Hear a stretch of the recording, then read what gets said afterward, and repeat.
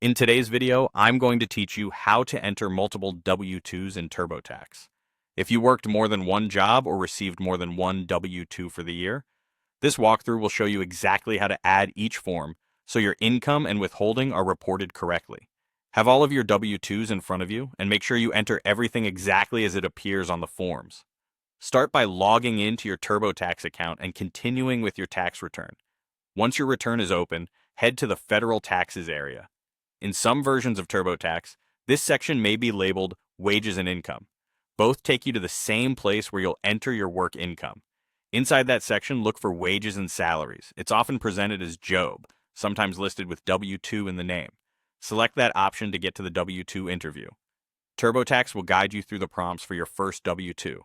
Carefully type in the employer information, your wages, federal income tax withheld, and any state or local details shown on the form. Enter amounts exactly as printed and match the boxes and labels. Small typos can cause mismatches, so take your time and avoid adding extra zeros or rounding. When you finish entering the first W-2, TurboTax will bring you to a summary screen titled something like Your Wages, Form W-2.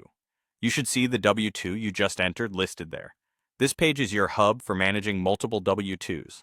On that summary screen, look for a button or link that says Add a W-2 or Add another W-2. Click it to start entering the next form. You'll go through the same set of prompts again. It's important to enter each W-2 separately, even if two forms are from the same company but different locations or states. Keep an eye on state wages and withholding if your forms include them. The boxes and codes should match what you see on the paper W-2. Repeat the process, add another W-2, follow the prompts, and complete the entries until you've added every W-2 you received. Each time you finish one, confirm that it appears on the summary list. If something looks off, you can return to that W-2 from the list and make edits.